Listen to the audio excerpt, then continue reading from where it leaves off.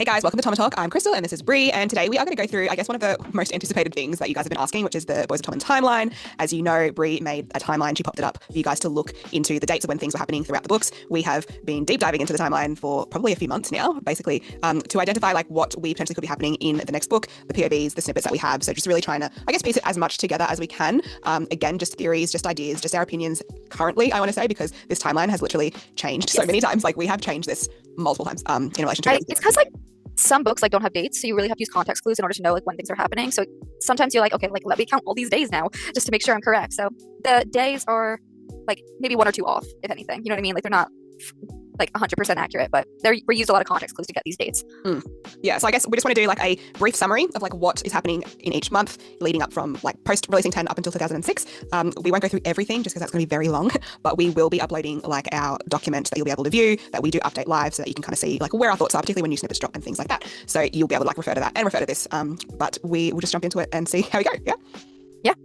Okay, so like this is basically a quick rundown of like the main things I want to say that happened throughout the timeline from end of releasing 10 up until 2006, what we think potentially will happen in 2006. You know, you've got a grad ball, you've got Liz's 18th, so things like that, so you can get a rough idea of where things sit. But there are still things that, you know, we're not 100% sure of where they sit. For example, the Redeeming Six Biddy scene, where that is, it kind of has to be like after Joey comes out of treatment, but like potentially before all the other stuff. So it's currently placed around that September period, and then we've also got that extra scene from Johnny and Shannon, which potentially is around the end of the year as well. So some things we've just kind of placed based on what we've seen.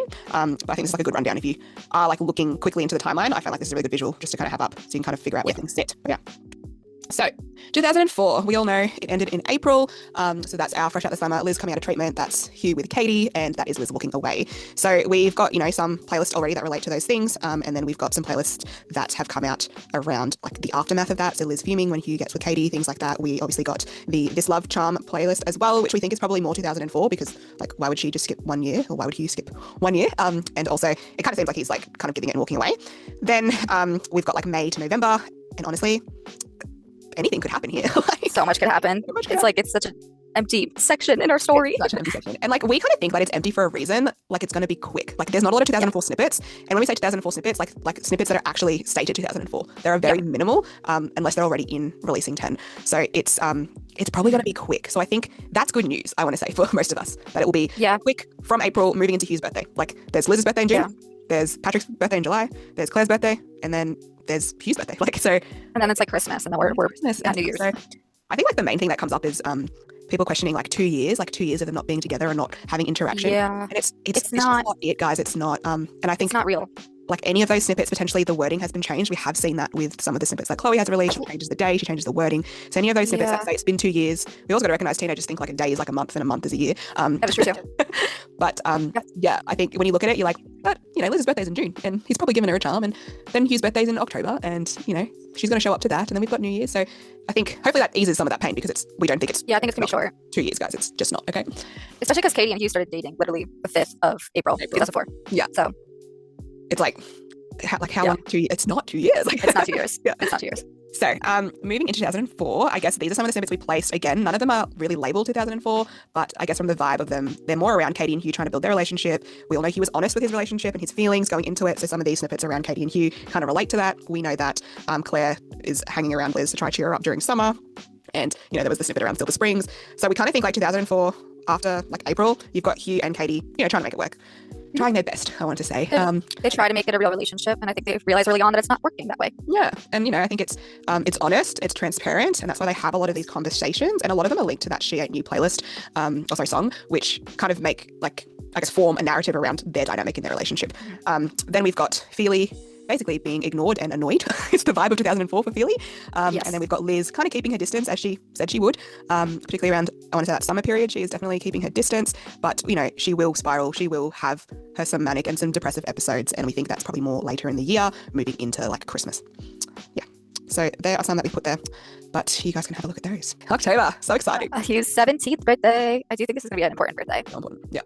I think like the main tell for Hugh's birthday is like, this is like the first time Sorry I'm Here for Someone Else is used in a playlist. And that is the song that is used about Hugh's turmoil between like Katie and Liz, basically wanting to go back to Liz, but he's with Katie. So I find that really interesting that is the first time it's used is October. And you have to like listen to the song when you're like reading like the snippets, because like the songs, like the titles don't always mean something, but the lyrics do. Like, the titles of the songs mean nothing. You have to really, really look at the lyrics of the songs. Exactly. So, yeah, we've got like Hugh's 17th birthday when Liz shows up. We've got her wearing a nice outfit that is infuriating. So she's, he still wants her, that's for sure. I don't think he's ever stopped. Then we have Patrick and Liz. Scotty doesn't know. And I mean, the reason this is here is because the blurb was I did her on his birthday. And that is the only reason it is put here. Again, that's all we've got for this playlist. That's all we got. All we've got. The only thing I want to say is that this playlist is still currently active, and that is why it is here. If it wasn't active, we probably would have removed it, but it's still active, and we kind of feel that something, like in the snippets we've seen for 2005, there's clearly some sort of confrontation in Tiff with Feely. There's clearly some sort of confrontation around Liz. So there's got to be something that is something. Like something's happening. Something's happened. Whether it's all the way, whether it's not, but it's got to be enough for drama. Yeah. They're teenagers. And they're teenagers. And they're hurt. They're hurt teenagers. And they're hurt. And you know what? Patrick and Liz, this is their sad season. They're, sad and they need someone. And you know what? I honestly kind of wouldn't be too mad about it. But I wouldn't be mad about it. I wouldn't be mad at all. I probably would do the same thing. It is what it is. Then we've got potentially Katie starting to, feel some feelings around Hugh, being together for nearly 6 months. Then we've got, again, more around the dynamic of Katie and Hugh. Just not exactly. And you can, like, with the song, sorry, for someone else. Again, listen to the lyrics. It's really about being with someone when you still want to be with somebody else. Yeah, I'm pretty sure like in the song, like they leave with the other person. So they literally decide that they can't do it anymore. So it's really interesting. Yeah.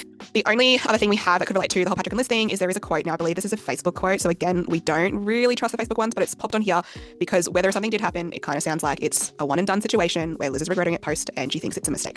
So even if it did, we don't think there'll be anything romantic between these two. We think it's more platonic. It's more out of comfort and support and safety. It's not going to be like a full relationship or anything like that.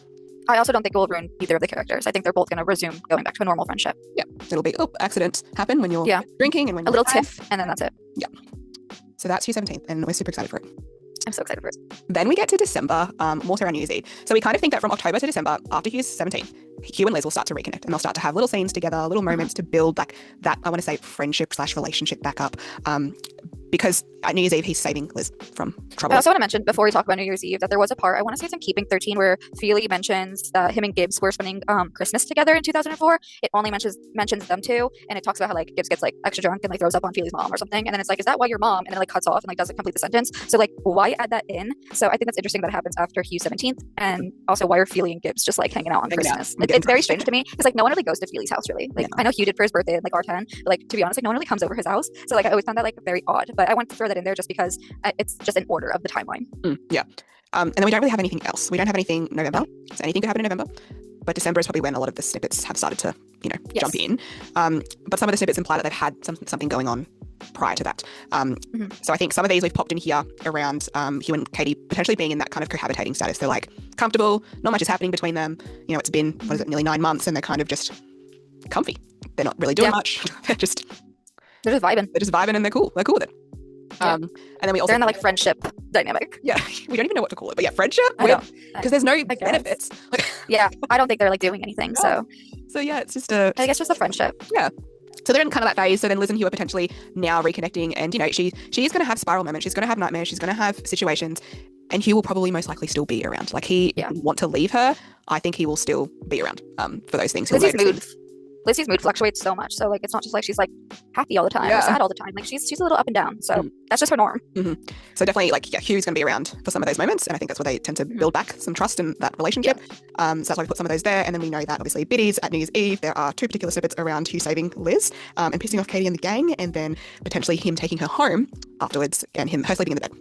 So some of these kind of sit around that. When we look at the snippets, I guess our process is like, it's kind of like process of elimination when we look at them. We look at the song, we look at what we have for that song, because she does use a lot of songs for the same scenes and splits up the snippets. And we kind of look at, like the context of the words and I guess what we know that's already canon in the book as well. Especially if she likes put like specific lyrics like in her blurb, we always focus on those. Yeah, just to give us more of an idea of like what is the storytelling from this song, like what does this song actually mean, or what does that line actually refer to. Exactly. So most of these Sorry I'm Here for Someone Else snippets kind of linked with I guess something potentially happening or close to something happening because he's taken her home and they're in that kind of close proximity. And we all know that, again, you're a teenager. They have love for each other. And now they're lying in the bed together. There is potential for Liz, if she's manic, which she probably is, to be seeking. I don't know if she's necessarily manic, but she's definitely going through something because I know she ends up stabilizing in January. So she's going through something here. And could it be mania? Absolutely. But she is just going through some type of emotion here. Yeah. So yeah, it's she obviously needs comfort and support and someone to save her because she's gotten herself into some trouble. Yeah, into a situation.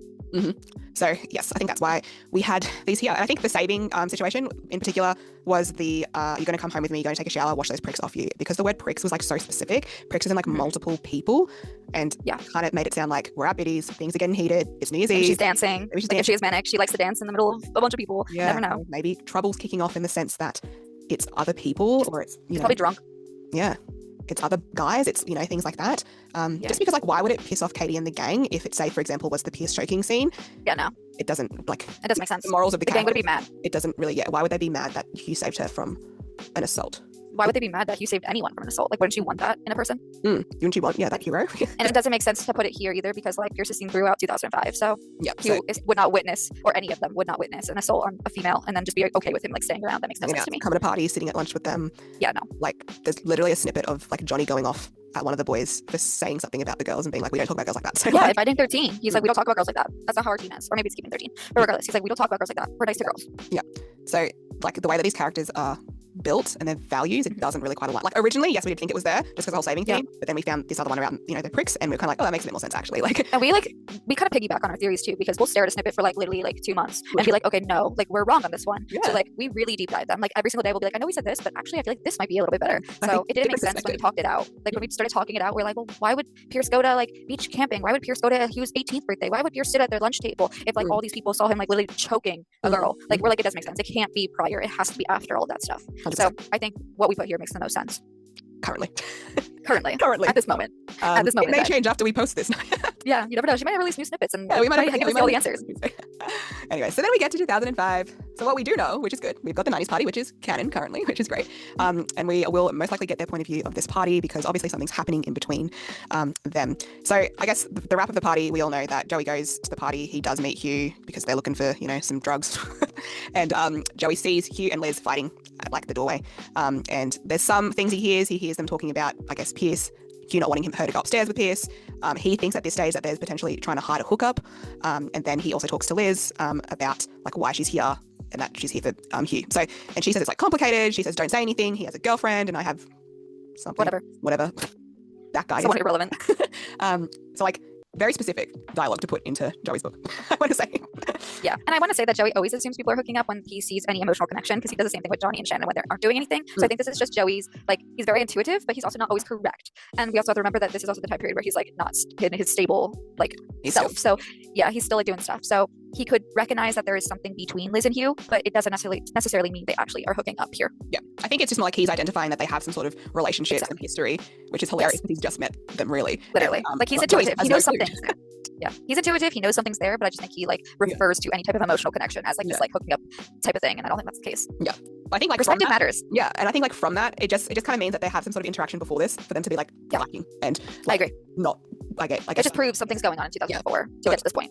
They're not just going to all of a sudden have this scuffle without anything prior to that, without ignoring people before that. So I guess in relation to this, we've put like the don't F him snippet here. Sounds a bit like him saying don't go upstairs, don't do that with him. So kind of put that in there.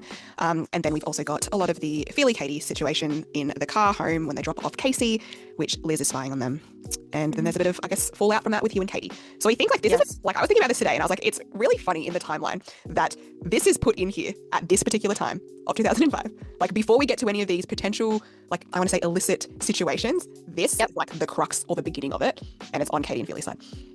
I always thought that was so funny. Like they're going to be the initial starting drawing things. And it's a way to set it up. Like it's a way to set it up. I know. Like it's genius. It's genius. And it's like funny make it look all like she had to do was put this playlist in. Like yes. You don't have to say what you did. I already know. I found out from him. Like, yeah, that's all she had to do. And the whole narrative has changed, right? Like the whole narrative has changed. So I think it's really interesting. Like I know people don't take playlists as canon and we shouldn't take them as canon because they're not. No, they're not canon. They're there for a reason though. They're just fun to deep dive. Yeah, I feel like Chloe wouldn't spend her time, like hours, like posting Spotify playlists. Why would she post them? If they didn't have meaning to her. And she wants us to see specific parts. Yeah, she wants you to see specific parts. Yeah. Exactly. She's intentional. She's putting intentional things out for her story to make you go crazy. Yeah, she loves the spiral. She fuels the spiral. And here we are, spiral. Here we are. So yeah, so basically 90s party going to be massive, but the crux of it is there's potentially a falling out with Hugh and Katie afterwards, and that kind of leads into their whole relationship dynamic for 2005. Yep. So January, not much going on besides Shannon starting Tommen. Liz stabilizing after a bad down. So she's had a bad down. So it was a down. So she was down. In December. Which sounds very depressing to me. And yeah, and then we've got these Hugh and Katie kind of crumbling playlists that are out. Hugh conflicted, and that's like a whole timeline. That's Binding 13 through to Taming 7, and it's his conflicted feelings over deepening his relationship with Katie, which I think could mean a lot of things. Like a relationship could be around what potentially, if they are that shielding phase, it could also mean like. It doesn't mean romantic. It doesn't necessarily. Yeah, I think. Like, how else are you going to explain it? You're not going to be like deepening the shield, like deepening our friendship. Like I think relationship's just a good, like, easy word umbrella to term. Kind of covers everything. But we definitely think from January after 90s Party, that dynamic has changed, and they're now moving into a shielding / friendly, saving face, whatever you want to call it. Exactly. Dynamic where they are not intimate and they haven't been at all. And they're kind of safe with each other. It's comfortable, it's safe, they're not quite at a stage. There's a mutual understanding. Yeah. Like they just, and the reason why, we're never really going to know the full reason on Katie's side. We will find out Hugh's understanding. But I think the reason why will be multiple things, but it'll depend on the timeline as to why they're still together. I think there's moments where they do want to break it off, but there's also moments where they feel they can't because they're not quite ready to let go of this. On both parties. Yes. Because they obviously have other people that they want to be with. Yeah. Cool. February and March. February. A few things going on. Oh, goodness. February. Liz, so the 17th of February, Lizzie's in a mood, and Claire automatically assumes it's Pierce and her getting into a fight. We also have Johnny like not remembering Lizzie's name, and then Gibbs does mention that Katie is in the year below the boys, which leads us into the 19th, which is Gibbs's birthday. It's also the explosive diarrhea chapter. If you go to that chapter, it does look like it's January, but it is not. You have to go through the chapter because then we'll end up telling you it is in February. And then the 25th, we have our rugby game, and Liz storms off. Hugh goes to pick up Katie. This is also around like the team party thing. Oh no, this is when he like spins her around at the game, right? Yeah, he spins her around, Yeah, he spins Katie around at the game, and then the team party's after the game. Yep. That's the one like where Johnny invites Shannon, and she's like, "Oh no, I can't go." And then we have the snippet where it's Hugh to Liz at the team party, and we almost forgot this team party actually existed. Like it's so minuscule in it that like we honestly almost forgot about it. But there is this playlist which is Dancing on My Own. It's for 2 scenes, but it does mention the team party. And then on the 28th of February, Feely and Hugh are in detention. We have no idea why. Which is really weird, but we think it'll be so weird. Like it's Hugh. Why add it? Why is Hugh added it? The perfect student? I want to say literally. It does make sense. With Feely, it makes sense. Literally. Then we go into March, and then March 12th, Hugh and Katie are at Biddies with, I think it's Johnny, Gibbs, and Feely, and then the 13th is Shannon's birthday. I think Shannon and Johnny hang out that day. The 21st, Liz talks out of going to PE. She goes to the library instead. And then the 22nd, she's homesick, which was weird. The 23rd, she is defending Shannon to Johnny in the cafeteria from Bella. And then Hugh seen like nuzzling Katie's neck. Pierce, like, they all come over to like them when they're like arguing in the cafeteria. And Pierce like apologizes to Lizzie, and she's like, just F off, like, get away from me. And then they all are about to go to Johnny's house, but then Johnny like ends up like fighting with Cormac because of Bella, and Shannon runs away. It's like a whole thing. And then the 25th is Dublin. And then I know I didn't mention parents' divorce, but the divorce happens on Easter, so the 27th. So potentially she's already feeling like down, leading into the divorce with whatever the confrontation between their parents, and then she's homesick. So she is starting to spiral here. Yeah, March is like the start of her spiral. I think she's going to end up becoming very manic during March and early April. That's just from like past data. I did post a video with like a lot of the dates of like March through May of every year that we know for Lizzie. I think this is the start of her spiral into sad season. So just to kind of go through some of those scenes, you've got Feb 19th, which is Gibbs' birthday, which is explosive diarrhea. There are a lot of playlists around this for Liz and Hugh's point of view, so it's definitely going to be unpacked for sure. And they're very interesting, I guess, songs to have picked, particularly for Hugh. Hugh's Leave Me Alone, I'm Lonely, which is interesting. And then Liz, we've got Girlfriend, we've got The Liars Club, and we've got I Can Do It With a Broken Heart. So it's very, I guess, interesting that there's 3 for Liz. About a scene around the cat. Yeah, like nothing really happened. When you read the scene, you're like, why is there so much to unpack here? Why is Liz getting a point of view of like? It's so stupid. But there's definitely something happening there, and I think the main thing is Hugh comes home, and then he's going to go out again to see the boys at Biddies. So they're there together. They're there. This is when Hugh and Katie pick up Shannon to bring Shannon over to the girls, and then they spend a lot of time there, and then Hugh ends up dropping Katie back home before Biddies. It's just so strange. It's just weird, but you know what? We're going to unpack it, guys. It's going to come out. So yeah. And then obviously Gibbs' birthday. Yes. I think so they all from that is just that one line. Yeah, well, they all get drunk at Biddies, and Hugh goes up to Johnny's like, you gotta take us home, we're your babies, and Johnny's like, why me? And he's like, you're our captain. And it's like Feely's like passed out like on a table. Gibbs is like literally singing songs and like a mess, and then so they're like, he's like F you guys, but fine. So he takes him back to Johnny's house, and Johnny and Hugh are the only ones like coherent enough to have a conversation, because Patrick comes inside, immediately passes out on the couch, and then Gibbs is like profusely vomiting for like hours, so he's like in the bathtub somewhere. And then Hugh and Johnny like go outside to have a conversation, and they're talking about like Bella, they're talking about Shannon, they talk a little bit about Katie, and obviously this is like the part that like stuck out the most about it. And it just is like saying like, at least like you didn't get like Bella pregnant, because there could have been like this 9-month mistake with the 18 to life price tag. And he's like, could you imagine if I got Katie pregnant? So that's really all that is discussed. I would love to see it from Hugh's POV. To see if there was anything. I really would. Yeah. But that's really how it all goes down. Especially because like Johnny implies later when they go to Biddies that he knows a lot about their relationship and would take it to the Yeah. like, what does he know? But I'm What does almost he think wondering he if knows? like that's what I'm saying. Does he actually know something, Or does he think he knows? something? Because he knows Or nothing does about Hugh talk about Liz in a sense? You know, like maybe he just keeps it very neutral and doesn't say names, and Johnny just assumes he's talking about Katie. Like, exactly. you know what I mean? So like it's so like it's so hard to know for sure because like he doesn't even know, like he thinks Katie is the one that he was obsessed with, like from like the beginning, and we know that's wrong because R10 told us it was wrong. So like, does he just think Hugh's been talking about Katie this whole time and like it's not even potentially? Yeah, I think so. Like he's kind of one-sided. He's a very interesting person. Then we get to Biddies. So this is Biddies with Hugh and Katie. Gibbs is there. Billy doesn't show up. He says something like they're like, is Billy coming out? He's like, no, something came up. Yeah, this is a separate Biddy scene. This is the one with Cormac and Bella. Yeah. Really interesting. I want to say like I guess this is Johnny's POV, so yeah, not super reliable, but the way he describes Katie and I guess like their body language, her huddling underneath like Hugh's arm, like she needed to be shielded from something. Like it's very like specific. Very weird. And it's not girlfriend boyfriend in a Biddies environment. Like there's no PDA at all. So it kind of really implies that they're in that kind of shielding phase here. They're very friendly, and it's really fun and friendly. There's nothing. Yeah, there's like nothing intimate or romantic about it. Yeah, I think the one line that kind of stuck out here was when Katie says like, Johnny, you had like a lucky escape. She says, but like rubbing it in your face, like that is disgusting. And she says that if it was like on the other foot, you did that with one of Bella's friends right in front of her, she would lose it. And I find that really an interesting thing for Katie to say, given what we know about the 90s party. Yeah. So potentially some foreshadowing around whatever Katie gets up to down the track, I want to say. But that's the scene there. And then we've got Hugh and Katie going to bat for each other. So we've got a lot of like friendly playlists, like that song that I'll Be There For You, which if you know is the song from Friends. Literally from Friends. From Friends. Okay. Then we spiral. So I put some of our March scenes in here to show sad season. Oh, perfect. Begins in March. Yeah, I didn't realize this was in I didn't put the May ones in because I didn't have time, but I've just put no, these are perfect. It just shows you how she's like withdrawn, and then it starts showing you how like she lived on another planet, and just showing you how she like literally has been manic in March since like what 1999. So it makes sense for her to continue that trend. Then in 2004, she's literally in treatment talking about like the different stages of bipolar disorder, which staging of bipolar disorder is important. We have like the manic stage, we have the depressive stage, and we have the euthymic stage, and like this is important for her. This is an important part of Lizzie's journey, and it always will be, always. So like I think broadcasting like and showing the different years and how she kind of responded the same way each year is going to show how she's going to act in 2005. I don't think we know that her parents divorced in 2005 in March, but like let's take that out. Let's pretend that didn't happen. Even if that didn't happen, she does not need any new trauma to trigger her to spiral. She already has the trauma. The trauma is there. This is just coming out because it's the dates, it's the months. Like this is past information could make her spiral. It doesn't have to be anything new.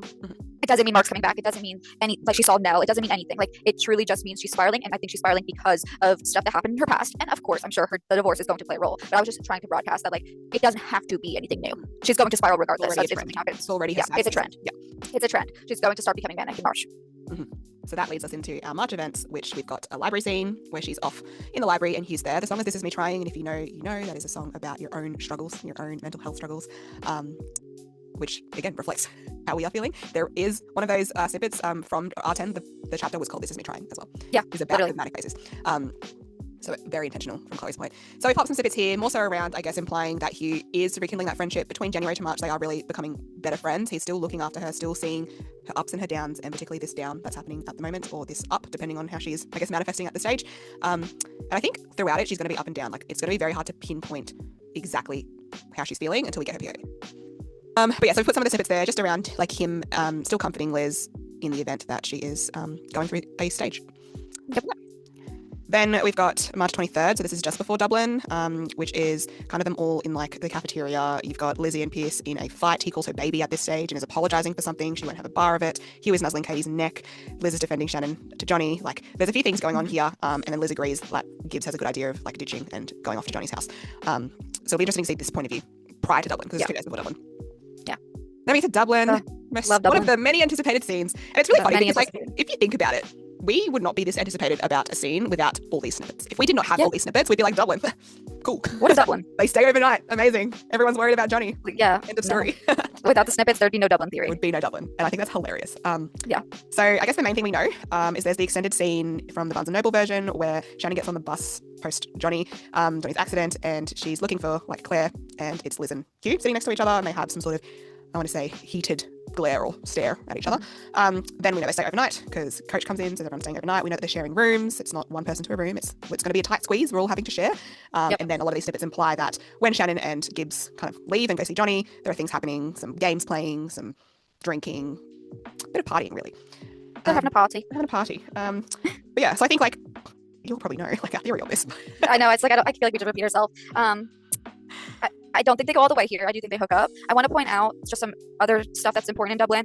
When they get to Dublin, Liz and Pierce are kissing, and they're like nuzzling each other, and like even like I think Johnny calls out like Pierce, like go, get off the girl or whatever. Get out and, of the girl. He goes after the team. Yeah. So like Liz only really does that when she is manic, and I just want to point that out.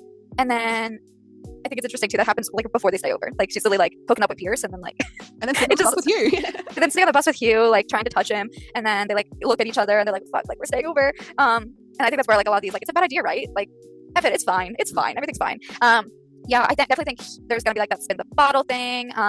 I do think there's going to be some kissing, some touching, but no, I don't think they're going to go all the way. Hugh is very big on not going all the way, especially when she is manic and in a stage, and he recognizes when she is in those stages. He can look at her eyes, like he can tell they're black, and he knows he won't do it. But I do want to point out he has like hooked up with her when she's manic, like even in R10, like they touch, they do things, they kiss, they've done things while she's manic. It's just, they don't go all the way. It gets close, but they never go all the way. And he specifically says like, I can't do it with you like this when you're manic. Like I don't know what version of you I'm going to get. So Hugh's not going to go all the way if she's in that stage, even if they're drunk. Yep, exactly. Yeah. But this will be like the catalyst, I want to say, of their intimate situation becoming for more sure intimate. I agree. This is like the official hookup in my mind. Yeah, this is where it like all the first hookup post them like breaking up. Like this is them hooking up. And all it's going to take, if we think it's a romance book, all it's going to take is one kiss because we spun the bottle and we got to the person that okay, and that's all it's going to take. It's also in front of everyone. It's in front of everybody. Yeah, that's all it's going to take. Which I think is super funny. And I think if we look at back to R10, there was a lot of spin the bottle. There was in R10 where he particularly wants to kiss Liz, and we also have Hugh giving Pierce a big FU in Dublin, which is most likely around spin the bottle if we're looking at a parallel from R10. So I think it stems from that. We're drunk, we're manic, we still love each other. Okay, the spark is still there. We're never gonna die, and that's all. No, they never stop. But yeah, Dublin, we are excited for. Post Dublin, we have Spiraling Liz after Dublin. Again, she was already still spiraling. She just continues. She's still spiraling. And I find it really interesting that this song for this is Taste Sabrina Carpenter, which we'll get into later, but that's literally the song that is used like 5 times at Johnny's camping trip in relation to Liz, to Katie. And if you know the song, well, most people know the song, but you know what it's about. Yeah. Then we've got some Easter playlists. So Post Dublin is like there's one day before Easter, and then they're on Easter break for 2 weeks post Dublin. So you've got Shannon's accident, you've got Patrick going on a date with Casey that day. And then we've got Easter, which is the 27th. We've got some Easter playlists around Philly and Katie. So some things going on with them during Easter. Then we've got Easter break for 2 weeks. We've got Johnny figuring things out around Shannon being in the hospital and then coming home. And then these main ones about, I guess, Hugh's moral slipping. I mean, they technically already kind of slipped in Dublin. So we've also got, then we've got his Achilles heel Easter. So the temptation is there, and I think the temptation will continue with Liz spiraling. And he's already kind of given her a little bit. So if he's given her some, she's going to take that as she's gonna take it. I can keep going. I'm gonna do what I want to do. Do what I want to do, and you know we see that in R10. We see it all the time. So I think this is again, it's like the catalyst, Dublin, and once it's out, you really can't. I mean, he's going to try. He's going to try his best, I think. Also, Easter is the day that we know that the parents officially divorced. Okay, April. April's loaded. It has like a lot of stuff in so April. Many things. It's bad season. So April, we have the 4th is like when Johnny, Gibbs, and Claire like jailbreak Shannon from her house. So the 5th is just like an important day all around in like R10 because that was the start of the 3 weeks. That was also like the hanger stuff. And then in 2004, Hugh and Katie started dating also on the 5th. Back to 2005, the 11th, they go back to school after Easter break. The 12th is roughly the condom scene. And this is also where Lizzie is like telling Shannon, like, just like take your time with Johnny because like Shannon like says like they're dating now. It's that whole scene too. And then we have the 16th where Claire is mimicking Hugh and Katie that we assume. Shannon also goes on a date with Johnny in R10 back in 2004. The 19th was the goodbye scene between Liz and Hugh, the last chapter of R10. Back in 2005, the 21st, Liz finds out Gibbs is dyslexic. She had no idea. And then this is also the conversation with Liz and Shannon. They make it seem like they're talking about Pierce. I don't think they are. I think they're talking about Hugh here. I think the 21st is really starting like Lizzie's decline back into her depression stage. So I think like early to mid-April, she's still in her manic spirally stage. And then from like mid-April to like May is when she's going to start going into that depressive stage just based off past information. And we even do get like the You're Somebody Else playlist. The 24th we know is the anniversary of Kiva, and then the 29th we have like the Where Were You Patrick Feely playlist, which ends up leading us into May when Feely drives Katie home. Gibbsy even mentions in a snippet like you don't mess with the Viper during sad season, so even the characters in the book can identify when sad season is for Liz. The 9th, I always put this as the 9th/the 10th because we don't know the time it's happening. Like, is it midnight? Is it 11 o'clock? Like, we don't know. So that's the lynch fire, and Joey's at the bridge with Liz, and I think this is important too, just because if she is depressed, that could be an indicator on why she even goes to the bridge. The 13th, they're building the treehouse. The 16th is the funeral for the Lynches. They're also doing like the picnic. Liz and Katie are doing the daisy chains together. They're talking about skipping 4th year. Like Patrick like nods to Liz and she blushes. I don't really think that's indication of them like still like hooking up or anything like that. I think there is one snippet where Liz is like sitting in the field during this after the funeral and she's like thinking about Hugh and like their old plans together. So I'm thinking it's more so in regards to that. I think the song was like, I love was that Grace Abrams? Yeah, I think I have that on the next one. Yeah, I love you. I'm sorry. Yeah. And then the 31st is obviously the camping trip. So yeah, we like around like post Dublin, you're gonna have like Hugh like thinking, well, what am I doing? Potentially wanting to break things off with Katie, like Liz still being around Hugh as she's in that manic phase, which is funny because of the scenes that are here. So and then we move into like that depressive stage in May. So I think you kind of see the flow on effect moving into Johnny's camping trip. Yes. But just to kind of break down some of those scenes, you've got April 11th, which is the condom scene. Really interesting that Hugh says to the guys, like, steady and sensible doesn't look so bad. They're talking about the whole Bella thing, and he's saying that they gave him shit for dating Katie in second year. Then you've got Claire and Liz fighting, her making a comment about her lying underneath Pierce. And then you've got the condom scene with the boys, Gibbs, basically just wanting everyone to take some. And Hugh saying, no, put that away before Katie comes and sees it. So it's very like strategically planned that these scenes are around post-Dublin when we have this assumption that Hugh and Liz get together and do something, and that for potentially to be continuing around this period. So this is like the initial sneaky phase, shall we say, of... I think it's interesting that Hugh calls Katie baby the only time here too. The only time. What was Hugh thinking about? What was he thinking about? What was he thinking about? He sees condoms, he's like... My baby. It's really funny because if you remember the condoms in Releasing 10, like he's like, doesn't want to buy them because he's like scared that Liz is going to have like ideas. And then he's like, do you think we should get condoms? She's like, yeah, let's go to the shop now before it closes. Let's go now. Let's get our bikes. And it's Hop like, on our bikes. It's kind of like, does he not want her to see them? Like she is in the hallway, but is she thinking like, oh my God, if she does walk in here, she's going to see them all on the table. She's going to jump and be like, it's grab a whole pack of them. So it's like super funny, but that's really interesting. Probably is thinking about Liz though, and that's probably why he ends up calling Katie baby. It's probably accidental. Yeah, it's like, shit, this is Liz. Yeah, it's like, oh my bad, oh, crap. Actual bad. Yeah, they end up going to, so Claire and Shannon are at Claire's house after, and then Johnny and Gibbs come over. Technically Hugh's not home at this time, and Liz has dashed off for a personal crisis. I want to point out that it says that Shannon thinks that she dashes off to go meet Pierce. It never confirms that. It says Lizzie dashes off to meet Pierce, and then I'm gonna read it because what is something about a personal crisis? With everyone running for the hills, the moment the bell sounded, including Lizzie, who had dashed off to meet Pierce, muttering something about a personal crisis. It never confirmed she actually went to meet Pierce. Shannon just assumes this. So nowhere in the book is it canon that Lizzie actually met up with Pierce. I want to point that out. All that's canon is that she muttered something about a personal crisis. Interesting. And Hugh's not home. Weird. April 16th. Claire's now mimicking Hugh and Katie. Interesting. Oh gosh, I love it so much. So I love it. So we know that the girls are over Claire's house. They're talking about, you know, I guess they're talking about Liz and her experiences. Liz is talking about... Yeah, they're doing the Shakira music video. Yeah, she's talking about her hips moving, all this kind of stuff. And then Hugh kind of walks in, hears it and says, you're too young for that. You can't be talking about that kind of stuff. And then Claire goes on and starts to mimic what she assumes is Hugh and Katie in his room, doing a bit of oral, I want to say. Which is funny if we think about what potentially is happening post-Dublin around this period. I also want to just point out, like, because someone messaged me about this, like the saying where Claire's mimicking Hugh and Katie, it's like the I'm gonna pull out. I don't think that's actually what Hugh said. Like, I don't think like Claire is listening word for word what is happening in the room next door. I think she's just saying generic sexual things that you say, like being an annoying sister. I don't think she's actually listening to her brother, like literally word for word, be like, I'm gonna pull out. Why would you listen to your brother? Why would you even listen to that? Like, absolutely not. No, that's disgusting. So, and if she's doing that, then she needs to probably find another bedroom or something because she shouldn't be in that. Like, anywhere do that. But I think it's more so just generic, like sexual things that you say. Like, I think she's just being an annoying sister. Like, I think she may have overheard something potentially, but is it Katie? Is it Liz? Is it no one? Is she just making it up? We don't know. Yeah, we don't know. I think it's just we don't have her POV on this specific scene, so I don't think that we're ever gonna really know until like maybe a timeline matches up, if that makes sense. Yeah, we're not gonna know unless we actually unless Claire tells us what she exactly means. We're not gonna know. Yeah, unless we get a scene that implies that Claire was home and they were in their room, we're not gonna really piece it together. But the theory is that it is Liz and Hugh. It's not Katie if she did hear something. Given the timeline of where their relationship is at this stage.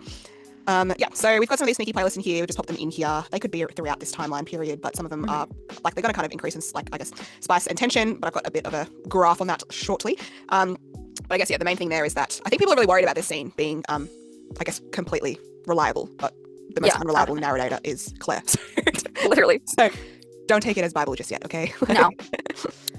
April, we have the 21st, which is the bust-ups and push-ups scene where Liz is now slipping into that depressive stage. As Bree said, we are moving into sad season. Sad season. And these are just kind of the quotes from it. So you've got Shan asking Liz about Pierce, Liz responding mostly about Hugh and her pushing him away, which kind of implies that they've had something continue post-Dublin. They've had something going on. It's now getting to a point where she is pushing him away, which we had always kind of thought would happen. It's not going to be Liz chasing all the time. It's going to be her pulling back. She's already pulled back at the end of the R10. She's got to continue to do it throughout C10. She's gonna pull back, yeah, for sure.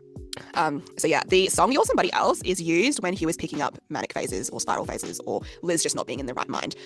Any phase of her bipolar, like that song is used. Because it literally is like, you look like yourself, but you're somebody else. That's like the lyrics of the song. And Hugh's the first one to always notice it. So it's pretty clear that this isn't about Pierce. Yeah. I mean, to be honest, it looks more so like they're talking about her sister and like potentially even a little bit of Mark in here. Like, because she says like there's no justice in the world, but then it obviously goes into like a Hugh. Like, I can't see beyond it. I can't get over it. I'm stuck. I keep driving him away. Like, she doesn't care. She drives Pierce away. She doesn't want anything to do with Pierce. This is so irrelevant. it's so relevant. So this scene is talking about Hugh, at least in my eyes. Yeah, 100%. Then we get to April 29th, which is Patrick, Desmond, Feely. Potentially something is happening there. We also have this other scene, like snippet of Feely's mindset prior to the week of the house fire, and it's a song Someone to You. So it kind of feels like he's really wanting to kind of shoot his shot again with Katie post the 90s party, which I think is interesting moving into May. Because Feely is driving Katie home. So strange. So strange. That's so interesting. So weird. It's like Katie gets this run-in with Liz. You don't want to mess with her during sad season. And instead of Hugh driving his girlfriend home, who's sobbing, Feely's like, I got this. I got it. Feely's like, I got you, girl.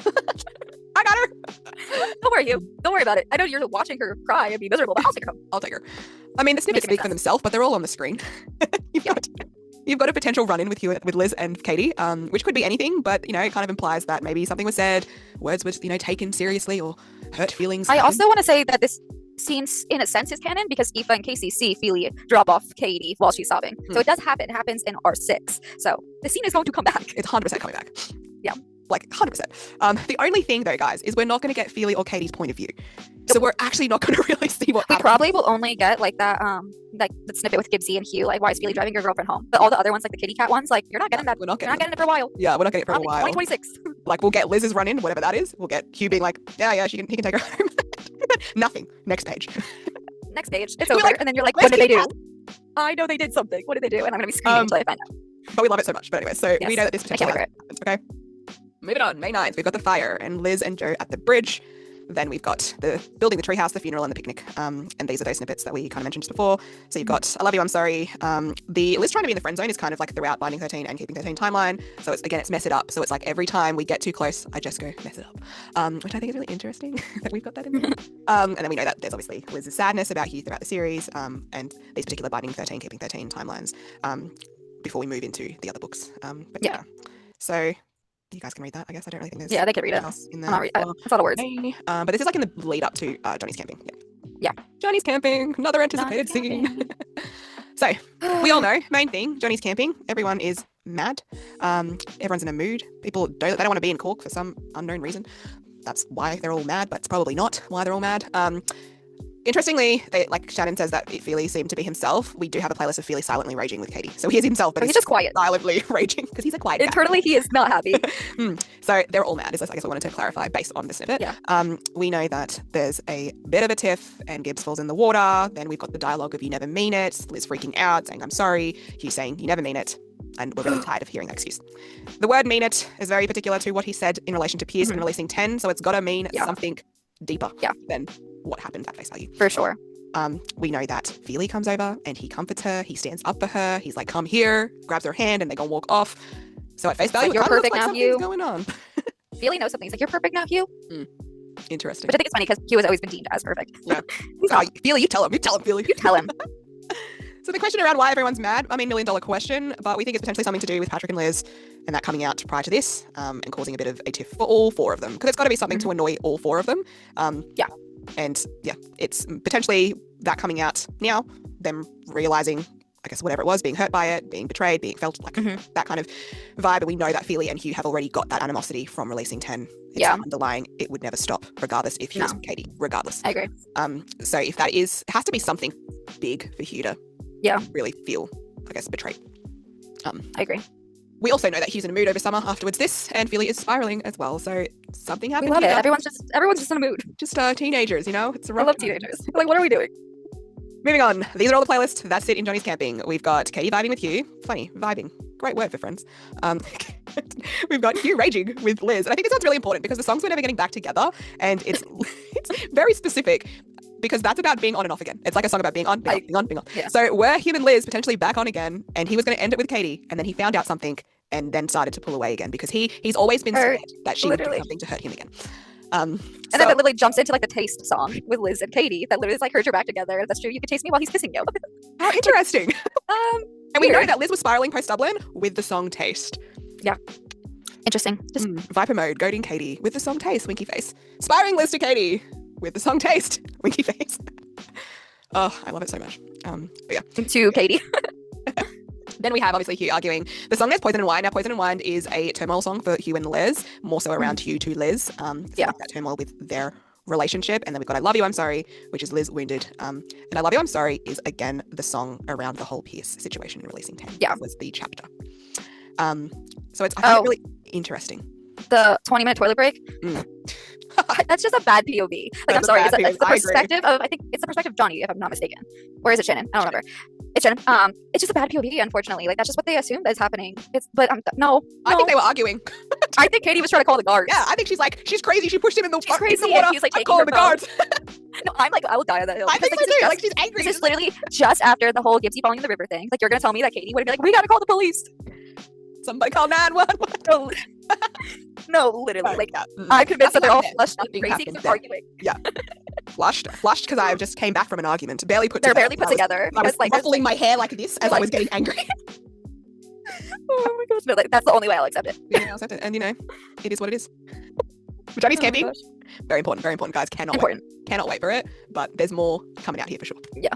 Now, then we've got a lot of these, and I just pop these in here because they could sit in the timeline throughout it. It's very hard to pinpoint when these confrontations would happen. But we've got Hugh and Katie confrontations, okay? We know there's already a confrontation after 90s party. That could be the only one, or there could be more throughout as their relationship continues, and potentially Hugh is deciding he doesn't want to do it anymore.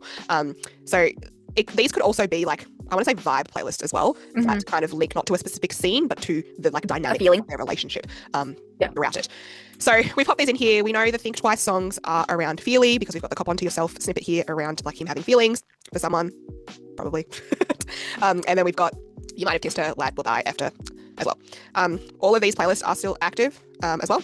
The only one that is a Facebook snippet is this bottom one here, which is I'm Sorry. And it sounds like, they're in a fight and there's some hitting going on, but the rest of them are active. So we just want to pop those there. These could be around 90s party, but they could also be around the summer period if we are finding out things prior to Johnny's camping. We also know that Hugh's in a mood over summer, and Feely and Hugh, it kind of sounds like they're not really in contact with each other when they get to September. They're like glaring at each other. They're like not at a good place. So there's I also want to mention, just because I feel like this kind of plays a role too, like everyone knows, at least Feely and Hugh know, and even Katie, they all know about each other. And I think that's important because there's that one snippet with Joey that says like, oh, why don't you guys switch girls? So like, it's not like a secret between at least the four of them. Maybe Liz, like I don't know how like in the loop Liz is, but like Katie knows how Hugh feels, and Feely and Hugh know how each other feel. So it's a very weird. And then for Feely and Hugh to be having a conversation with Joey, and Joey's like, just switch girls, and Aoife's like, you can't just tell him to do that. Yeah. It's like everyone knows. Yeah. So what are we doing? Yeah, it's just like odd. Like everyone, like Joey and Aoife already know. Aoife is Katie's best friend. Yeah, 100%. It doesn't make sense. Yep. Like I think it's gonna be like the whole book is like, that's just gonna be like, this makes no sense, and I think they're gonna realize it makes no sense, but like really far after that we figured it out. Yeah, 100%. We'll be like, yeah, okay, teenagers. Why are we doing this? 100%. So yeah, these could fall 90s party, they could fall summer. Some of them could also fall after the breakup as well. Like if you like similar to Pierce, what's his name, Paul and Aoife, things coming out after they break up, things could fall through there as well. So we just want to pop those there for you to have a look at. Then we have all our sneaky spicy playlists, which I absolutely love.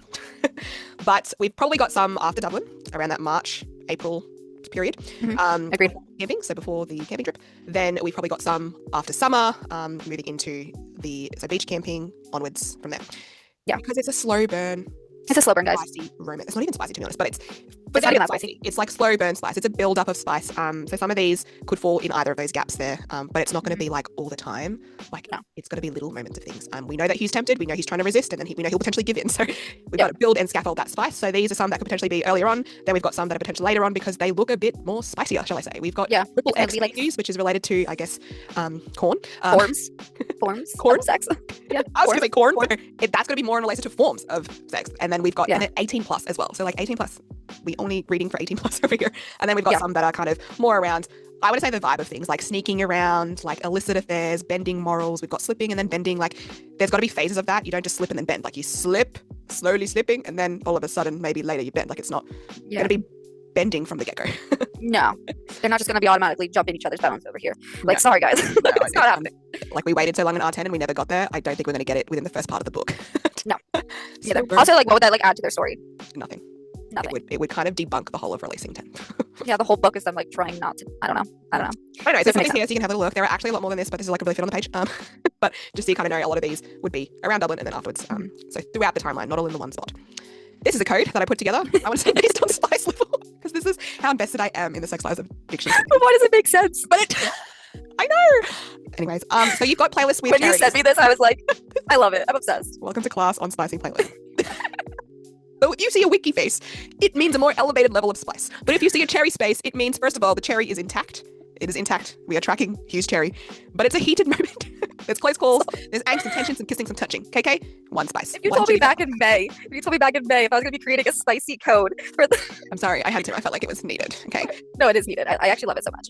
Then we've got 18 plus use of triple X, which is the code for corn, forms of SEX. Spicy. So that could be any type of form. Could be all types. And we say that because one of the playlists has triple X in it and it's from camping.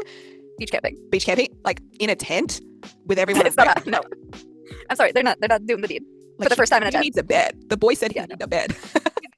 The reason I was like, we need to put this like code together is because we know that throughout releasing 10, these are all the spicy scenes or heated moments, and they don't This always is not even all of them. Things. Yeah, it's like I don't want to say half. This is like literally like the first half that I could find.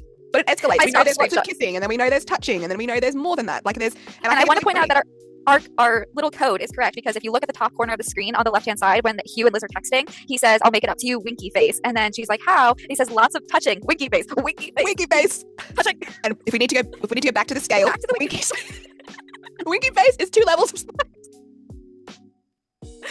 I'm sorry, I'll stop. Okay, so then we go into summer. Summer is, honestly, anything could happen in summer. Summer is very minimal in terms of things happening in the books because Joey's in treatment. They go to Biddies. They've got, like, Johnny's away. Like, there's not a lot happening in summer from the other characters' point of views. We know that we've got summer playlists. So some around Patrick spiraling, Patrick and Casey. We've got Hugh and Katie. And then we've got some of these, like, Hugh loving Liz, being with Katie, Katie being with Hugh, thinking about Feely, and Hugh having Katie's back, and Liz's secret love. So there's a lot of, like a secret things going on in this time. And then we get to August, which Johnny is back. So we pick up again. We've got the pool scene, we've got beach camping, we've got Joey out of treatment and things like that. So, Biddies, we've got the only moment, I want to say, that we have ever seen Hugh and Katie kiss. And when we say kiss, it's tearing his lips away from her. What does that mean? Okay, if I go back to my spice scale, it doesn't even fit on there. It doesn't even fit on the scale, guys.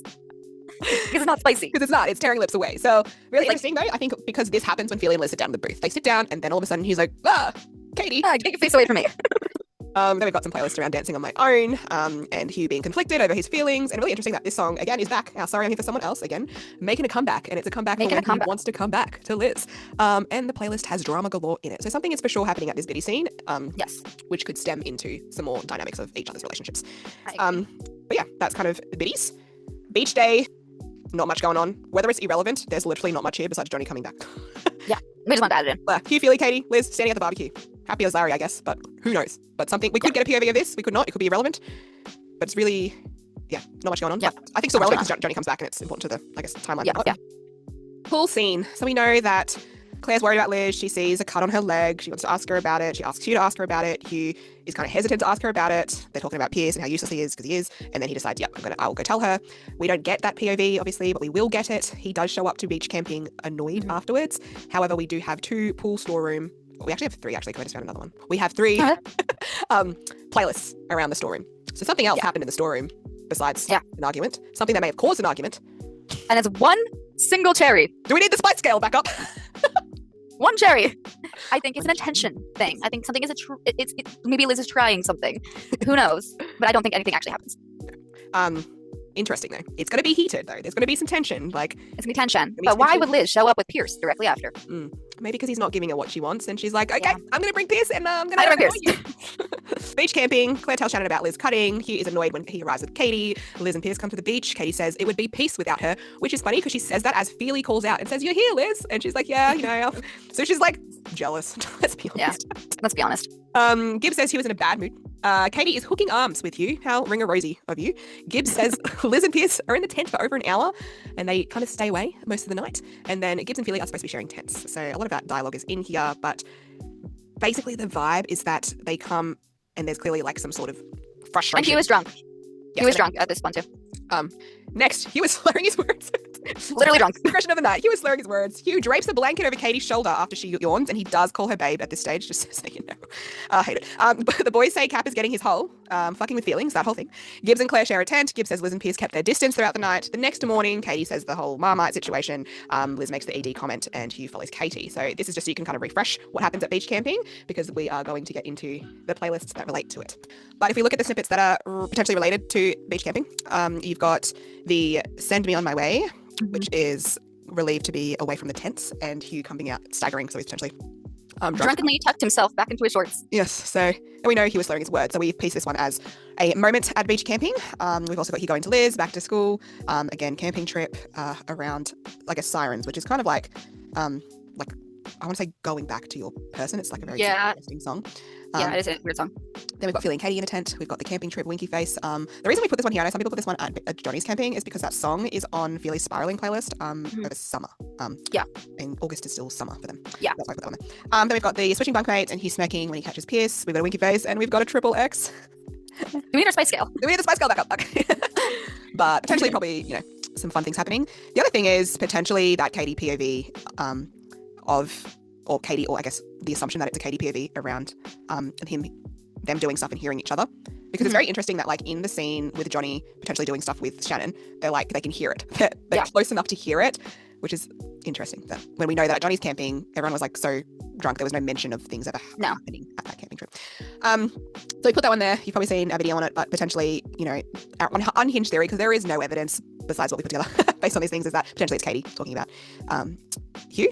But also, this also could be a snippet that's super old, because there's actually no, trace to this anymore. There's no playlist, there's no post about it. It's kind of disappeared from the internet. You can't find it. You can't find it. So it could also be irrelevant and not in the book anymore. But we just popped that one there. And the reason being is because of the Are You Gonna Be My Girl snippet down the bottom. Moving into September, we are back to school. I like to call September Sneaky September, because I think it starts to kick off again post beach camping. Particularly if they're starting to do a bit more, or they're starting to give in to each other. Yeah. And it's funny because that's at the same time that Joey thinks that they're actually doing it, and Feely and Pierce are like not on good terms with Liz. So there's like that fight with like with Feely and Liz, where he's like, "You're the loneliest, blue eyes, blah blah blah," that whole thing. Yeah, and then he has a fight with Pierce and says, "You're my problem." Like, it's really interesting. Liz storms off. He goes after Liz, like chases after her, brings her back. So how sneaky is it? Because he's actually pretty open here with what he's doing. Yeah. It's like at school, going after her. Yes, so we potentially around here we're going to get more of those sneaky spicy playlists coming through. So if we look at the scene around that, I want to say, what is it? The Feely confrontation, Pierce confrontation. You've got Liz and Feely having an argument, Patrick and Hugh having a stare down, and Hugh fights with Pierce, saying, "You're my problem." Potentially, we're starting to get Hugh wanting Liz back at this stage. Yeah, no, for sure. I completely agree with that. We've got that snippet of him saying, "You think I'm Feely or Pierce?" So he's still thinking that there's things going on. He's still comparing himself. He's starting to grovel, guys, and we love it. I love a good grovel. Love a good grovel. Don't worry, he's going to grovel, and we love it. So I think this is where that dynamic is really shifting for them up until his birthday. Yeah, I can see that. And plus we have to build that, we can't just we have to build up to his birthday. Exactly. So September is going to be a nice sneaky build that we're all excited for. Because then we get to October and things don't start to look good at the beginning. But this is just a rough breakdown. We will go into each kind of bit. But early October, you've got a Friday. You've got the girls having a sleepover. You've got the boys at Biddies. Liz is nowhere to be found. She is not mentioned. Feely talks about how his parents are older. Feely's texting Casey at this stage. And they say, saying, is he still hooking up with her? Because potentially it's assumed that he was hooking up with her throughout summer, I want to say. Hugh, again, is talking about Katie, saying that he went out with her in fourth year, and kind of debunking Johnny and what he thinks actually is happening, because he still has no clue. He's talking about Liz, and he says, "No, that's the wrong girl. You think it's Katie, it's Liz." So really interesting that that's the dialogue for October. Talking about Liz when he thinks it's Katie. Literally early October too. Interesting. Then we get to games night at Big's house. Claire, Gibbs, Katie, Hugh. It gets interesting. They play the Never Have I Ever. There's again more talk about Liz. There's more reference to Liz and their relationship. And Katie's like, "Yeah, he kind of told me, not really fake, to be honest." And they're kind of nudging each other in the abdomen, and it's very friendly, haha. Very friendly. Then there's a mention of Liz about her texting and saying she's off again with Pierce, so she's going to go with Feely to the party, and they're going to dress up as Gomez and Morticia. So interesting. Then we have... I love that because it's such a parallel from R10. Yeah. And he's like, "What? No, he's I don't see it. I don't see it. And then he's like, "Wait, what? She's off with Pierce again?" Interesting. When we potentially just had a whole Feely Pierce thing going on in September, and now she's like, "You're off with Pierce." Okay. He's coming to the party. Sunday, we've got the coffee shop scene, the fight with Gibbs, then we've got Claire storming off, Liz going home potentially, Feely going with her, and then we've got the Where's My Girl spiral. So, games night, main thing there is we've got, I guess, them talking about Liz. Why is Liz the center of Why everyone? is she so She's like the important? center of the discussion always. At Like a everyone games wants night to talk when she's about not there. Literally everyone wants to talk about her. And the song is Another Love, which is a song that is used around like Katie and Hugh not being in the relationship for the like right reason. Yeah. So yeah, that's that there. So you can refresh. I also think it's kind of funny that Gibbs is like, oh, like, did he tell you everything? Because like Katie's like, oh, I know all about Liz, and Gibbs is like, well, are you sure? Like, you know everything? And like Hugh like shuts it down. He's like, zip it. And I find it really funny too because he calls them cheaters in this game. He says, "Oh, Yes. you're cheaters." Yes, I saw that. I was like, ooh, is that I'm like like- a little Easter egg? I'm like, Gibbsy knows. Gibbsy knows things. He knows things because he even mentions Hugh's fake bubble. Yes, 100%. So for sure. Then we get the coffee shop scene, which is this Sunday. Yep. So we've got Philly coming in, Claire wanting to set Philly and Liz up, her saying, "No, we're just friends." I think that kind of just shows how oblivious Claire is too. Because like, There's if nothing. Liz and Feely did early on have like some type of thing going on, Yeah. you were so late to the game. Yeah. Claire. She's like, "This is so 2004." Well, I don't know. Like, where have you been? And it was Claire's like, I had this genius idea right now, and they're probably both looking at each other like, we're not going back there. We're not doing it. We tried it did not work. Then Gibbs comes in. It's a big fight about Kiva, about everything, and yeah, she is potentially spiraling after that because if you have a look at just in general, like what's I guess canon is the Friday Saturday we don't really know where Liz is. She's not really mentioned. Then we have her spiraling, which is the Where's My Girl Instagram snippet, which we'll show you in a second, and then we've got Monday Liz like trying to pick a fight with Katie, saying you want to go instead, and then the drive home on the following day because she fights with Claire, then decides to go home because he takes her home and it's a 2-hour drive there. Yeah. Then Also, they Marcus live comes 6 miles. They live 6 miles apart. It's not 2 It hours. would not take 2 hours to drive home. It would not take 2 hours. I want to preface that. They live 6 miles apart. Yeah, and then that night when he comes back, Mark is seen. So our theory is potentially Mark was back the Friday, Saturday before he was actually seen on the Tuesday night. Yes. So these are the things that are relevant to that. But we have obviously done a full YouTube video on this. But basically you've got the Where's My Girl snippet, which implies that she is in a very bad way. She's talking about the monster, she's talking about the scary lady, and he has to go over and console her because it's not looking good. And we know that's the dialogue that is used around a Mark situation. We then know that after she gets driven home by Hugh, there's this potential snippet around him talking to her in like the front yard as he pulls up. She doesn't want to go in. She's saying that he's back and she doesn't know what to do. She's potentially talking about her dad. We do have the snippet at the top about her saying, "Dad, he's back." We know her mum went to hospital that night, so her dad has come back. And she's telling him he's back, referring to Mark. So she's actually telling Hugh at this stage that he's back, referring to Mark, and Hugh's interpreting it as her dad. Because Mark is then back that night and Hugh sees him for the first time and then threatens him. Yeah. Because how would Liz know he's back? How would she know? So it's very specific, and it's not going to be fun. No, I'm going to hate it with my entire soul. We definitely think he's back around that October period, and that's why she's had this really big spiral, and it's just downhill from there. Yeah. Anyways, I also kind of want to point out, I think there's a difference between her being like manic and depressed in her bipolar disorder versus her spiraling from her grief. Yeah, trauma. Yeah. You know what I mean? Because like just because she's spiraling because Mark's back doesn't necessarily mean she is manic here.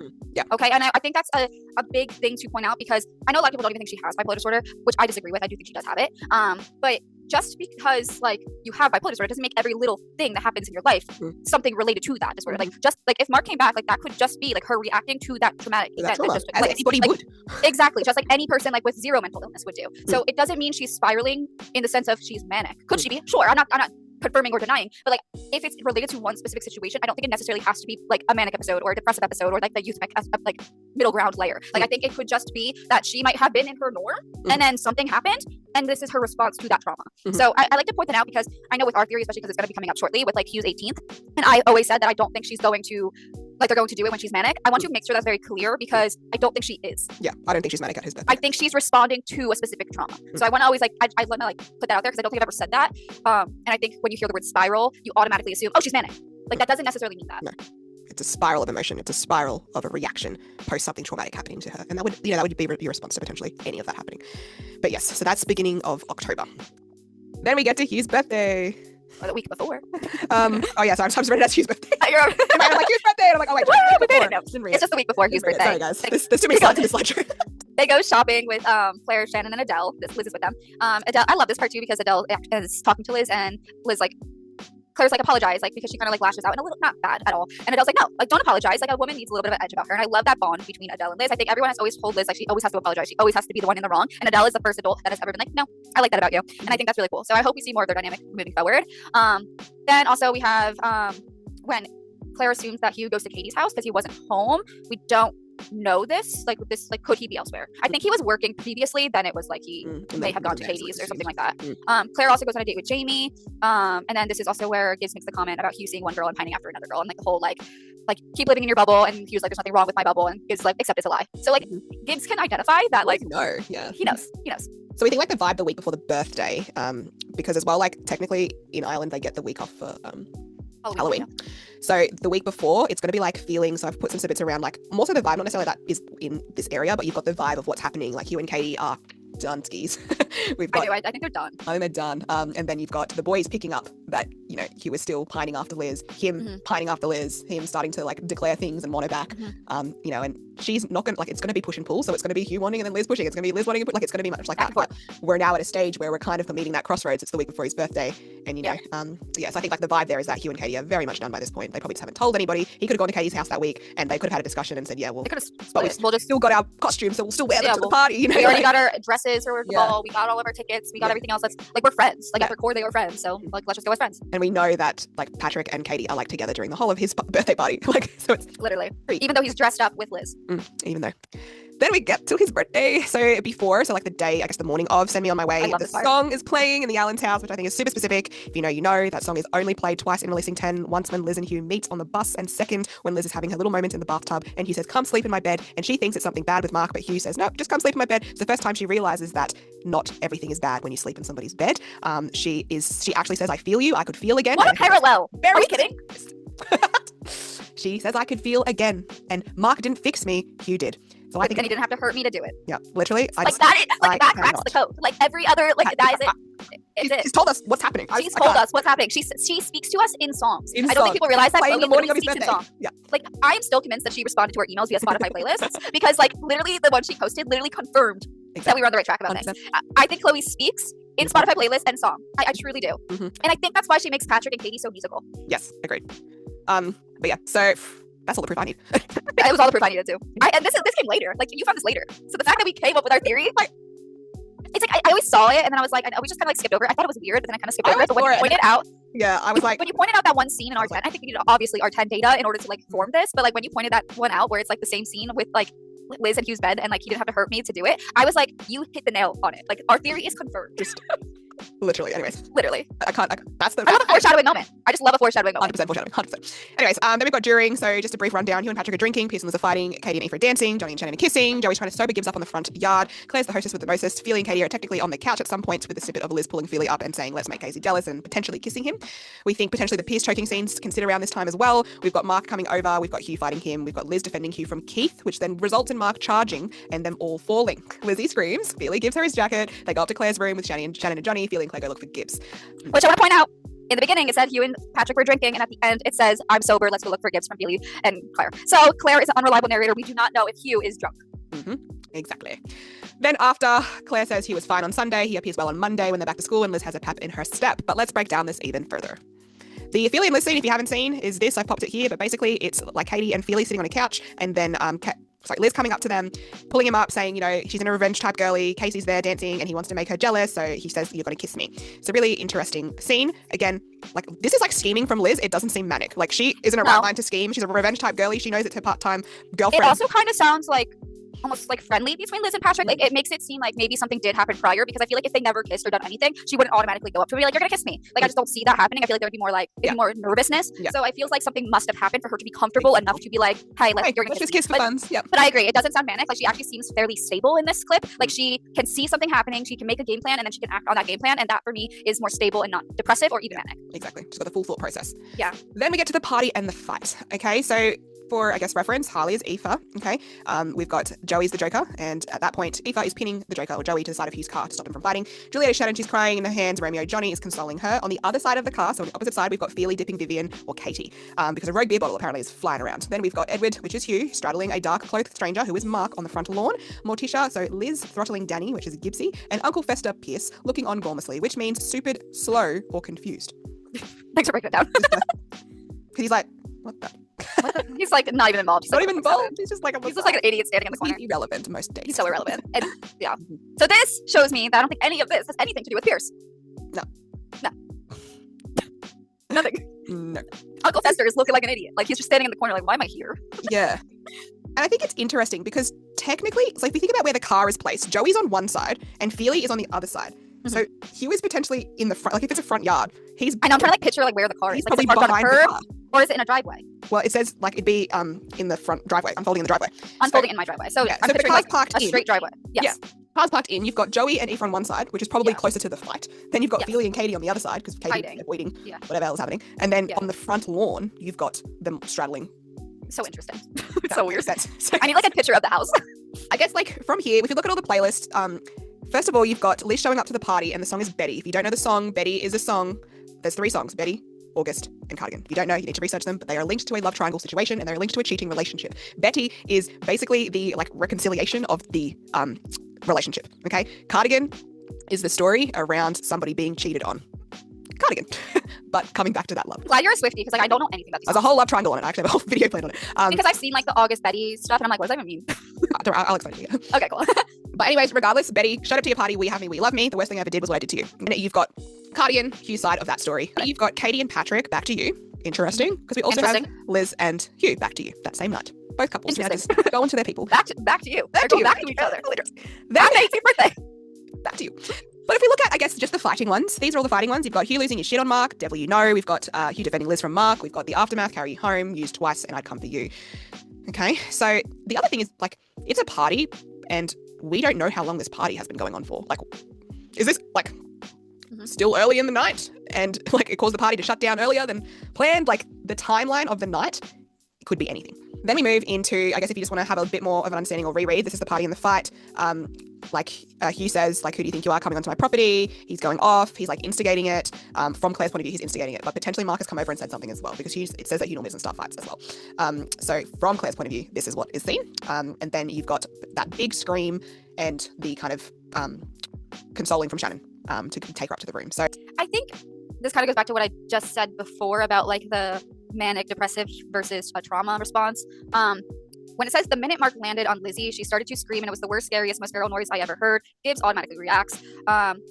And then actually tries to help her up, but she refuses it. It says Lizzie scrambled out from beneath the men on her hands and knees, shaking and crying uncontrollably. This is a trauma response. Mm-hmm. It is not her in a manic episode. It is not her in a depressive episode. She is responding to the trauma. Mark is her trauma. That is a trauma response, especially because we see her just before and she's fine. Mm-hmm. She's not kicking her feet, crying, screaming the entire night. It's directly related to a trauma response. I also want to point out how Hugh and like when we were like deep diving like this fighting scene and Hugh and Mark are fighting, Keith comes like barreling across the street and is like, get off of him. Katie always is like, Hugh, no, like, I don't know. She doesn't want him to get involved ever. But Lizzie is the one who jumps like to Hugh in defense, and because Keith is coming across and trying to drag Hugh off of Mark, and Lizzie is the one that literally like throws herself at Hugh or at Keith and is like, don't touch him, get your hands off of him. She's clawing and scratching him. She is defending Hugh from Keith because Keith is trying to pull Hugh away, basically giving Mark free shots at Hugh. And then while that's all happening, now Mark was like able to charge after Hugh. It literally says Mark charged my brother, and then he knocks all 3 of them, meaning all of them, Lizzie included, onto the ground. And this is why Mark ends up landing on Liz. I don't think it's an intentional Mark going after Lizzie. I think Mark was literally charging after Hugh because Keith's pulling Hugh back, giving Mark free reign. So he's charging at him to attack Hugh. And Lizzie, unfortunately, is just in the mix because she threw herself into the mix to try to defend Hugh, to help him. So that's why they all kind of scramble to the ground together. But unfortunately, Mark lands on Lizzie, and that's why she does that feral scream. Yeah. So it's a direct trauma response, and I always like to point that out just because I don't want people to be like, well, she was manic here, and you're saying they're sleeping together, but then you're contradicting yourself because you said they're not going to sleep together when she's manic. No, she's not manic here. That's not the case. Like, she has trauma. And she's not consistently spiraling. She has stages. She flips in, flips out. She's going to have a trauma response to this, and then it's because she's going to take a bit of time. She's going to calm down. Then she's going to be fine.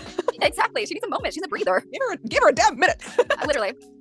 But yeah, so I think, yeah. And I guess the other thing is, again, this is Claire's point of view. Okay, This is what she saw and interpreted happening. She wasn't even that close to it to really understand it. So Hugh's point of view and Lizzie's point of view is going to be very, very different and more descriptive as to what actually went down.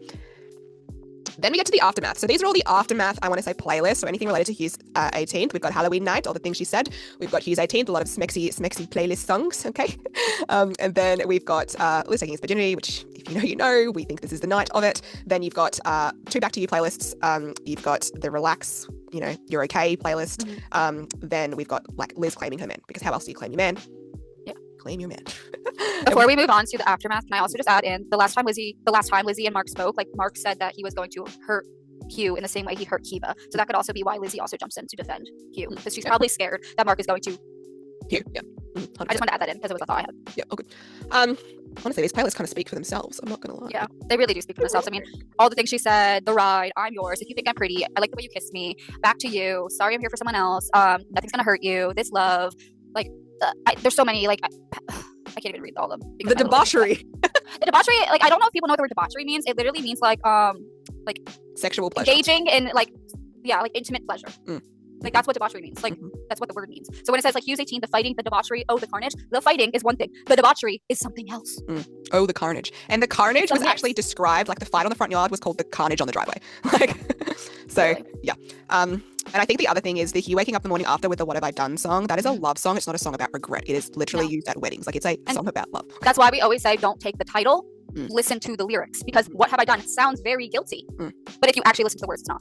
And he was never going to regret Liz, guys. Never. If there's any sort of guilt or upset or regretful feeling, it's because Hugh has found out about the Pierce situation potentially, and he is regretful of his own actions, of like how he treated Liz during the entire breakup, not him actually sleeping with Liz. He's not regretful of that, and I want to make that clear. Yeah, so potentially the Pierce stuff comes out at this point, hence the All the Things She Said playlist, which is used with Joey's snippet, and that is, again, why he was feeling sick post his birthday. He's technically not sick on the Sunday, as per Claire, and Liz has a pep in her step on Monday. So technically we've got a good 24 hours of the weekend to unpack. So if we look at November, Hugh is unwell on the 2nd, but as per Claire, the 1st, he was fine, okay? 1st is like anything could happen on the 1st. It could be the Pierce stuff really clicking and coming out properly. It could be Joey coming over talking to them about it. It could be literally anything, but it's got to be related to Pierce. Then we have these snippets again, which imply that they were together that night. Is you've got that night or that weekend, shall I say? So you've got the Fresh Out the Slammer song used with the Claiming My Man Back, with Claire barging into the room and noticing that Liz is in the bed. Early morning. Interesting. Interesting choice of song for the same Claiming Man. Literally. It's also kind of just like a straight up parallel to literally what happened in 2003. 100%. Literally the same. So literally identical. I also want to point out, like, I don't think like it has to be related to Pierce, because I think Pierce is the reason for the breakup, and that is the whole point that we're trying to solve. Like, I think people automatically try to like make Mark to be the villain, and he is in a sense, but he's not Hugh and Lizzie's villain. He is Liz and Gibbs' villain. So the Pierce stuff is going to be solved first, because that is Hugh and Liz's story. The antagonist of Hugh and Liz's story is Pierce. That is what, like, without Mark, like even in the picture at all, Hugh and Liz would still break up because Liz slept with Pierce. So I think you have to like think of it that way, because Mark is a villain. We all know that, but he's not their villain. He is the villain of Liz and Gibbs. So this, in my sense, the whole sickness type of thing is more related so due to Pierce. That's not saying that he wasn't going to find things out and be able to piece things together about Mark in the future. I just don't think that's the purpose of like them getting back together in their story right now. At this stage, Mark is still alive and well, so he hasn't done anything to Pierce for him to be sick over it just yet. So he's drowning in his regret around the whole Pierce situation and being unwell. I mean, he threw a mattress at her. He literally was like, I heard a girl's first time is special. Like, he's regretful of how he treated Liz in that situation. And I also want to point out, like, he doesn't like missing things. Like, he likes to be the one that's like a helpful person in situations. And I think he's going to realize, like, he let his emotions overtake, like, even having a conversation. Because, like, Liz and Hugh never had a conversation about what's really happened. And I don't think Liz fully understands what even happened herself. So maybe, and this is a huge maybe because we have nothing to back it up, but like, could they have a conversation at his birthday or on the 1st about maybe what happened the year prior? And maybe, sorry, my dog's at work. And then maybe Hugh pieces it together based off of things that Lizzie says. Like, maybe Lizzie is trying to explain herself, and in Hugh's brain it's clicking like, wait a second, that doesn't sound like you cheated on me. That sounds like assault. Yeah, maybe especially if he's actually seen Pierce assault her and put his hands on her, it's more ammunition to like be like, oh my God, I've actually just seen him actually hurt you, and now you're saying this. Like, it makes sense for that to be closer to this period where he's trying to understand and put it all together. Like, definitely think Joey's going to be involved with Liz's side because she still doesn't understand. I think regardless if it comes out this weekend, Liz is not going to understand it because she doesn't. No, I don't think she understands. I don't think she even has a clue at this point. No, and I think that's why she has that pep in her step. Yeah, it's going to take time for her to understand that and to unpack that. But she'll be happy because she finally got together with Hugh and they're starting to form their relationship again, and she's claimed her man back and like she's claimed him. And that's why she's happy. She even says like the following day, like, oh, he's still unwell, like he needs to get over it. Like, because she probably still doesn't understand like what the crux of it. And until someone like Joey, who we mentioned before in our parallels, has a conversation, or Hugh, like explaining why. Someone has to explain it. And I hope it's Joey. I hope Joey is the one to explain it to Liz. I think it would. I also think not only will it be beneficial for Lizzie's story, but I think it would be an extension of Joey's story because he finally accepted, like, this is what happened to me. Because even though the therapist and Shannon told Joey what happened to him, he never came out and, like, admitted it himself. He always just claimed he wasn't a victim. And I think this would add that extra layer to Joey's story where he finally admits that, like, this also happened to me. Exactly. I also was a victim. And it's okay to say that. Like, being a victim doesn't make you less of a person. No. And I think this will also be really beneficial for Lizzie's story because I think having a healing, positive sexual experience between Hugh and Liz on the birthday would be so impactful, not only for Lizzie's story, but for survivors. Because I don't think it's good to have Lizzie jumping around guy to guy, having random hookups with Hugh, like just like in a hotel or wherever. I don't think that's an impactful story for survivors, and we know the dedication of R10 was for the survivors. Like, this is a story for people who have gone through like sexual assaults, and this is overcoming this. This is how we move forward. I think it would be doing a disservice to like the trauma that sexual survivors like have gone through if we just make you're not Lizzie acknowledging that the part of your journey to recovery is being okay with it again, is understanding how to feel, how to like use your emotion, how to understand what is good. So that is part of their recovery. And I they think have to know there's a difference between like a bad touch versus a positive, intimate, like a nice, actual, healthy intimacy. Like there is difference. There is difference when you don't want something versus when you do. Exactly. And I think we have to show that, and it has to be very, very clear for the readers, because a lot of the readers who are going to read these books may have gone through similar things. And I think making Lizzie to look like this big slut is not going to be a good look for any survivor story. Any of them. And like if we go back to the Send Me On My Way clip from Releasing 10, she literally says the first time that it's Hugh who fixed her, not Mark. She can feel again, and all she did was sleep in his bed. That's exactly. It just their first time together is going to be like a massive moment for both of them. For Hugh, going to be like the trauma of the memory prior, and for Liz because of her trauma. Can you imagine her first actual positive sexual experience and like how impactful that will be for her? Where she's like, oh my gosh, like this is what it was supposed to be like this entire time. Like my entire life was like 5 years old. That's what I'm saying. Like it needs to be impactful. And like people who say like it can't be healing, that's just BS. Like I'm sorry, but that's a bullshit response, because it's not healing in the sense of fixing or medicine. It's healing in the sense of this is positive. This is the only positive thing. Because unfortunately, in life, Lizzie is going to grow up and she's going to have sex. And if she does not fix her relationship with sex early on, she's never going to have a positive experience, and she's always going to be in these like terrible assaulting situations. So she needs to heal it. Like that is a part of her journey. It sucks that it's a part of her journey, but it is. She needs to heal. This is her story. And sex is a big part of her story. Sex is majority of her story, unfortunately. She's got raped at this age of 5 years old. Her entire life, she has been raped. So sex is her journey. Unfortunately, it sucks, and we don't want to think about it like that, but this is her story. And like, she is a sexual assault survivor, and we have to give her a proper closure, and we have to give her proper healing. We can't just be like, yup, drunk, go do it. Like, that's such a disservice to it's a disservice. And it will actually debunk the whole of Releasing 10.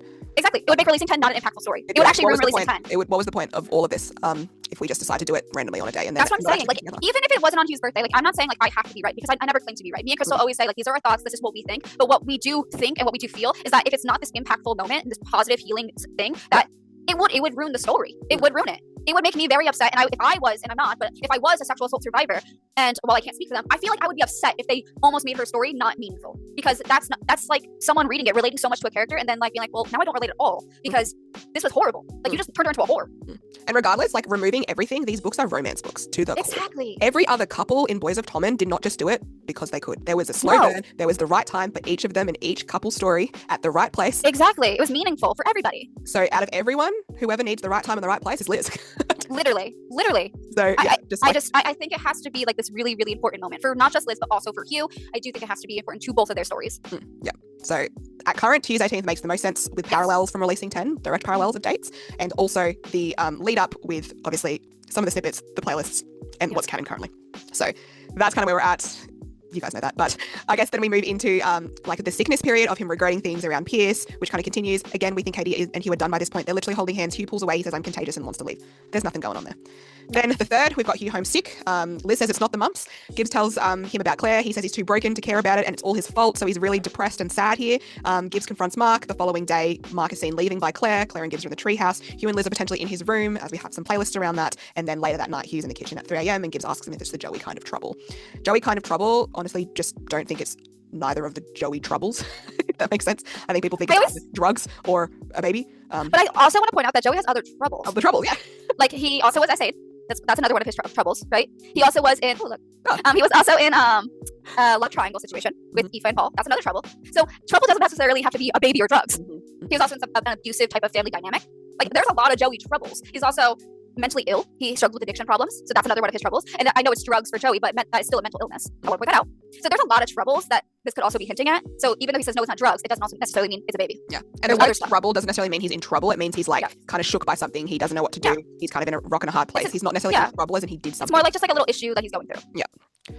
So these are the scenes from that. So if you just need to refresh or have a little look, you've got the third where he's saying, I'm too broken, I don't really care. And it's about obviously Claire and Gibbs. So he did care a lot prior to that. And now he's like, don't even care anymore, too broken, can't help you. He says it's all my fault, which is very interesting. Which I think is interesting.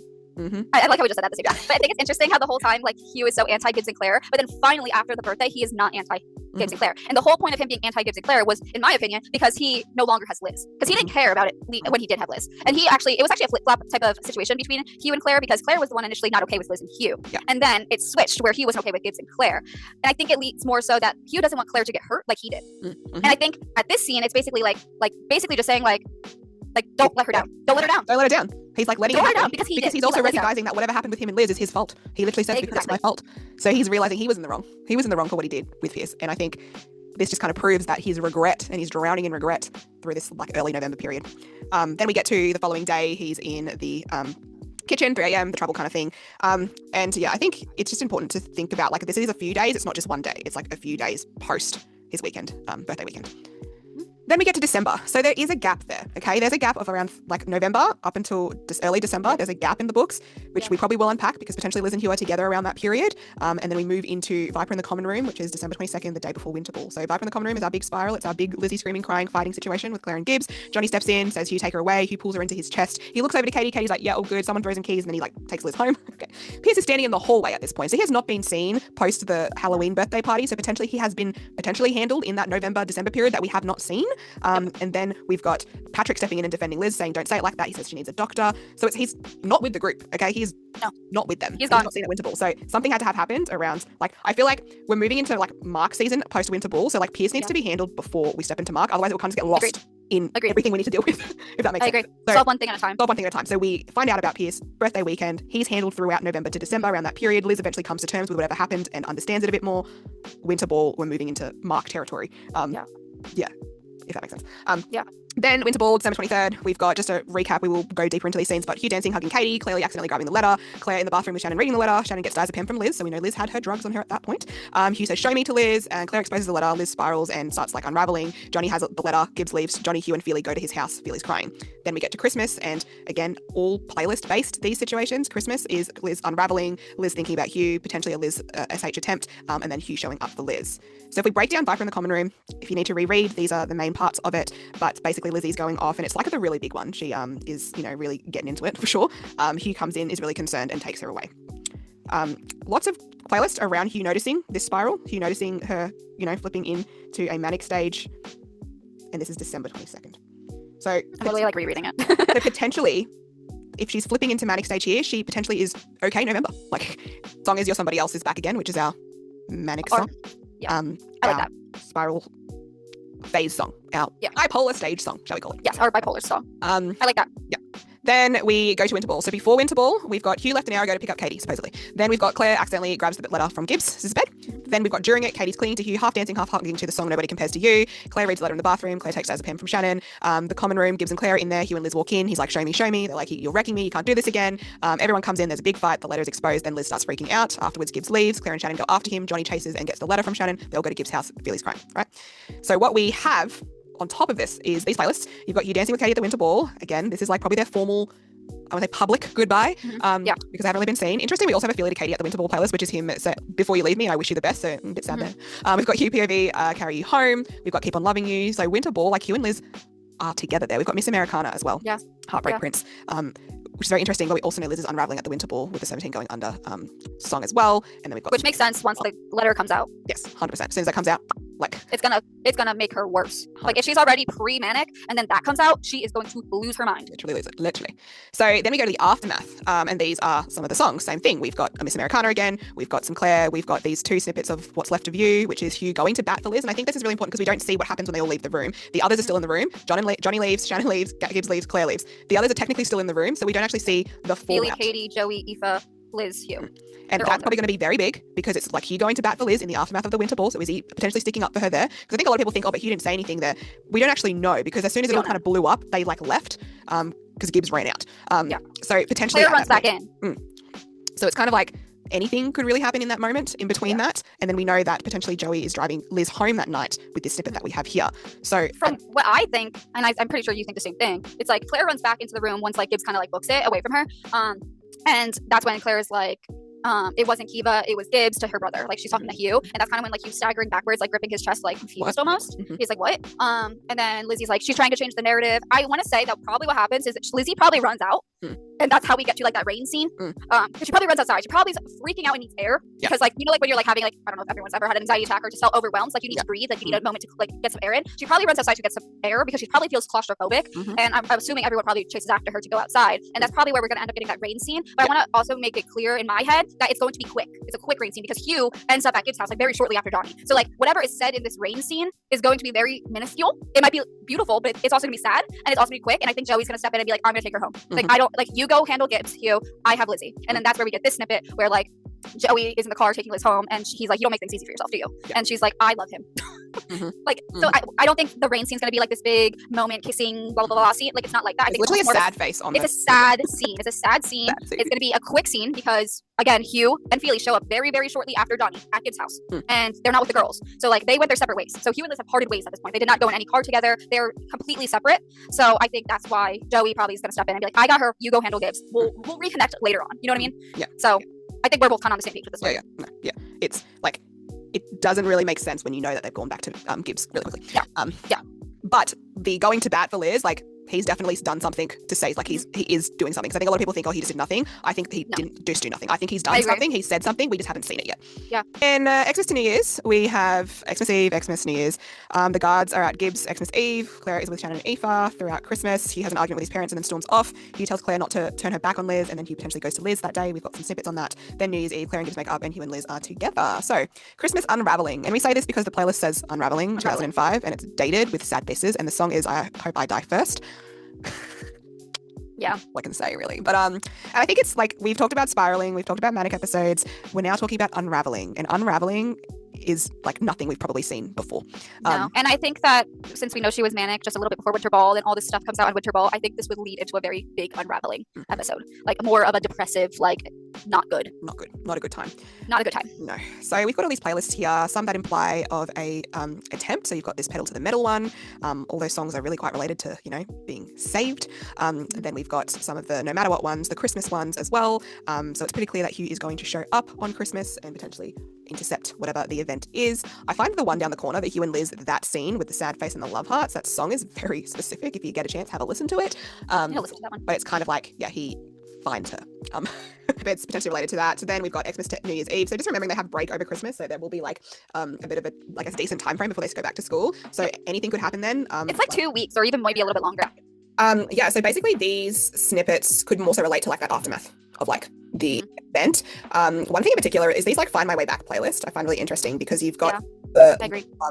Mum, like he's here, which would be a parallel to him being there when she needed him coming out of the hospital. And he's actually just here the whole time, which would mend my heart completely, I think. I also feel like that playlist kind of just confirms in my head that her mom doesn't die. I know that's like a weird theory going out there, but this feels very like she didn't. To go in, like potentially her mom could still be unwell in 2006. Like there's all of course, I'm sure she is. She's battling remission. So. But I think the narrative of her mum passing because she finds out about Mark and has chest pain from it is, I think, what's been created. Like, imagine what that would do to Liz, the guilt that it came out and the reason. Like, I don't know. I don't like it. Makes sense. And also, what's actually come out here? Nobody actually knows. No one knows. Exactly. Nothing potentially has come out just yet. Liz is probably just trying to... And I don't think anything's really coming out here. No, I think it's her internally everything's coming back. She's trying to figure out. She's unraveling everything. Like, if she potentially had an attempt on Christmas, so we have Christmas, which is the 25th, we have the 26th, 27th, 28th, 29th, 30th, 31st, which is 6 days. So we're almost at a week post the attempt. So potentially maybe she's in like some type of hospital situation. Like maybe she's at a hospital trying to heal from this post-attempt. And we know that they still don't go to school for another week. So she has time to quote unquote heal. Most inpatient stays too are only a week long. So that's also a very good point. And like it obviously depends on how hurt she did. And I want to assume she did get extremely hurt to the point where she needs like ICU treatment or anything like that. So like she might just be in a hospital situation and like this is her like the healing part, because I know there's that one playlist where it's like this one, like I don't think this is really talking so much about Lizzie and Hugh, like in the sense of like sex. No, I think they're still like there to like it says you're with me. Yeah. Like it sounds more like if it is Lizzie and Hugh, like it sounds more like he's staying with her after what happened. Yeah. Sorry, I didn't mean to skip over, but like I just remembered that theory going on. But like this feels more healing. This is the aftermath of the event, and like quickly. And I also want to point out that if you read Chloe's addendum message on releasing 10, she talks about how she was in the hospital for suicide watch for a long time. which potentially will come out here. Yeah, that for she sure. attempted, and she will need to Yeah. be held She involuntarily. should, and that would make sense to me. Yeah. It also would be, remember that little thing I sent you like 800 times in our group chat, that one part in releasing 10? I literally sent it 800 times because I kept sending it. But it literally was like Kiva's anniversary triggered a manic episode that ended up turning into a really bad self-harm attempt that led me into a depression into the hospital. Yeah. Like, this is literally it. That's literally it. Yeah. We actually just get to see it this time because that was really Yeah. over in the last book. So we're going to see it. We're going to see the unravel. We're going to see the attempt. We're going to see the aftercare. Hugh is literally offering her a razor. And if you are admitted post an attempt, you are not allowed anything. You are not allowed to sharp unless somebody's with You can't have shoelaces. You can't have anything. So this is very interesting that's a snippet she chose to use as well. Yeah, it feels very inpatient to me. Yeah. So realistically, if we do go down an attempt, she will need to go to hospital for her own good, like her own health and safety, not because putting her in there, because she needs, I don't know. No, she needs to be safe. She needs to be monitored. She needs to be stabilized. So that's kind of like Xmas to New Year's Eve. Then we have New Year's Eve, where we've got some Look After You playlists, potentially, New Year's Eve, a big kiss maybe, but we've still got some sad playlists here. We've still got Liz and Hugh. And that makes sense. Songs, because they're still going to be sad, but it doesn't just because if they're at a hospital, like, if she just had this big attempt and they're at like a hospital, or if she's recovering in any way from like an attempt, wouldn't you be sad? Wouldn't Hugh be upset? And it's Stay, so that means he's still there. Stay was first used at Christmas, and Stay is now used at New Year's Eve. He stayed the whole time. He stayed. He's here. He's there. And I think that's such a beautiful parallel to like when he didn't stay the last time. 100%. I truly do. Finally living up to what he said, because God, it annoys me every time I read it. Okay. Yeah, me too. It hurts my soul, but I get it. I don't judge him for it, but I get it. But I'm still bad about it. Okay. I'm sad about it. I can still be sad. I can still not like something and understand it. Yeah. Then we've got New Year's Eve, Screaming, Crying, Throwing Up. The three main songs: Heart Never Lies, I'd Come For You, and Always Remember Us This Way, which, if you know, that is the song from Releasing 10 about Hugh and Liz. So they're obviously now potentially healed to the point of getting back together officially, moving into. I wonder if they get together officially, or if it's more going to be like leading up to them getting back together. Just because, like, I mean, me personally, like, if like I witness like the love of my life that like we haven't been dating, like have an attempt, it might not be the correct moment to like officially claim them back. You know what I mean? Like, be like, let's date now. Like, but I think it's going to be like almost like hinted at, but just not like officially official. And I think that could kind of lead into like why like we are where we are in January 2006. That's what I meant. I think them will have like we'll have the discussion, and like I think the reader will know. I don't think like the friends will know, and that's why like January we see them kind of apart. Yeah, they're together. They know they're together, but nobody else knows they're together. Yes. Okay. Okay, January 2006. Again, these are all just snippets because the only line we have is it's a new school term and Lizzie's talking to Joey. Hugh's head's against a window, so he's still not okay. He's still not well. Patrick is playing guitar across from Katie. Interesting. And Aoife and Claire says trouble was brewing, and it's the Great War. Yep. So these are what we have found, I want to say, that could relate to 2006, more around the vibes of things happening. We know Hugh and Liz are back together. Obviously, the group doesn't know just yet, but it will come out in January that they are back together. Hugh's obviously defending her, standing by her, just no matter what, really. Explosion at Tommen. We know that they are potentially going to be like trying to, I guess, find places to hide out and not want to be around people. We've got Gibbs losing his shit in 2006 as well, and Claire reeling. Like there's going to be a lot going on for, I want to say, these four. And I think there are a few bits around like them, I want to say, the guys being okay, but the girls fighting, so they're struggling because they're trying to like navigate. It even mentions like right before that, like the snippet or the words from Taming 7. It literally, I think it's what, like Shelly and Helen are like, wow, I never thought like I'd see the core group like split up. So like you could see there's like a divide in the group dynamic. Something happening here. Yeah. And then these are some other things, I guess, that we put in around 2006, kind of like things that may have come from the end of 2005 that kind of linger in 2006. And I think a lot of these songs will continue to be used in reference to what happened at 2005 through to 2006, because like obviously the attempt stuff will come out with that scene. Obviously Hugh's going to find out everything, and I think it's very clear. It says everything in that playlist, so I think it's going to be everything. But I think everything's going to be in 2006. Yes. We've got Hugh breaking down. We've got the letter disparity coming out. We've got probably, I think, like Game On Bitch will continue with Pierce still being around. I don't think that's ever going to really end as such. No, and I think that I know the song sounds very intense, but I do think it's in relation to Pierce. So I think like that potentially will still be around if Pierce is still around. And then you've got some things happening with Gibbs and Claire potentially. So you've got which makes sense because I think Gibbs is going to start like going through all that bullying and stuff, which I'm sure we won't really see much of because we don't have Healing 7, but he's going to be struggling in 2006. I was going to say 2026. Yeah. So these are kind of like more the vibes of 2006, like whether they continue on or whether they're just relevant to 2006, but it's kind of like the vibes of like, I believe you, looking forward. And then we're going to get to, I want to say later 2006, which is probably the marriage trope thing that's going around, the potential elopement, which we think is going to be the case as they have kids. I think it will be after Lizzie's birthday. I think she will have to turn 18 before they get married. Yeah. I do think that's going to happen. I don't think it's like her parents give her like sign a thing. Like I don't think it's going to be like that. I think especially when it says elopement. Yeah. So I do think it's going to have to be after the 9th. So because her birthday's on the 9th. So it's definitely going to happen post her birthday. Yeah. And I also want to say that I almost feel that like the Mark stuff is going to be somewhat, not maybe fully handled, but like getting there. You know what I mean? Before all of this, like maybe they get married directly after. I don't know exactly, but like it's gonna be somewhere close. Yeah. You know what I mean? Yeah. has to be after she's 18. So Yeah, it has to be after 18. and after Hugh graduates. So Yeah. that's I agree. around the June. I agree with that. So yeah, these are just kind of like the vibes of like later 2006, because we know that June's the end of the school term. So it's kind of just getting an idea of like the cops are going to show up at some point. If you've watched our Mark downfall video, maybe go watch that, because we have Go watch it. what actually happens to Mark, but Mark will be handled. The cops are going to show up. We're now spitting on his grave over here, and Hugh and Liz are getting married, and it's not for a medical situation. It's because they actually love each other. It's not a marriage of convenience. They are actually in love with each other, and they're going to run away and live happily ever after. And that is. And they're gonna do their plan that they planned with their children, and everything's gonna be solved, and everyone's gonna be happy. And Married to Dr. Biggs. It's gonna be a full circle moment. It's gonna be so beautiful. Yeah.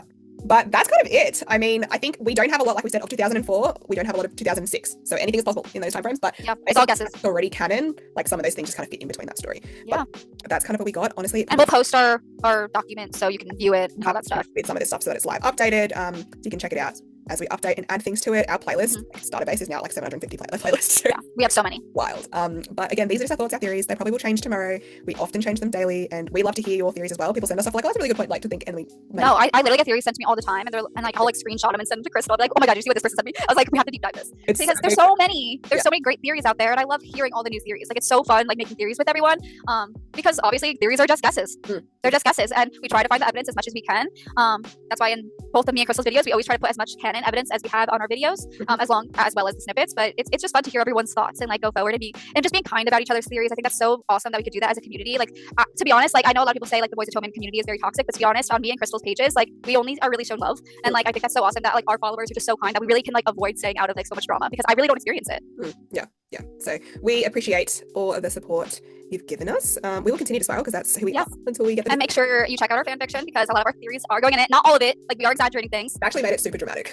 Very dramatic. Like I want it to be clear, like it's not everything that we think is going to happen. There's a lot of exaggeration just for entertainment purposes, but we have gotten such good feedback on it, and so many people have loved it. I have received so many kind comments that I'm like on the verge of tears. So I appreciate you guys so much. We love it. But yeah, so thanks for watching, guys. Thanks for watching. We'll upload it all. We might have to tweak this. If we feel like we need to change a scene, we'll come back and do that scene. If we find more evidence or more snippets come out, Of course. that's kind of like the crux of what we're thinking. But I think to keep up to date with it, we'll do a live document so that you can kind of see how our thoughts are changing and things like that. Yeah. As new snippets come out, obviously things are going to be changed. And I think that's the thing. A snippet could come out and literally debunk everything we've just said. Exactly. So this is just at the moment, right now. What day is it? The 2nd of August for me. Yeah, me too. 2nd of August over here. 2nd of August, this is all we've got so far. But we appreciate you. So thanks for watching. Okay. Bye. Bye.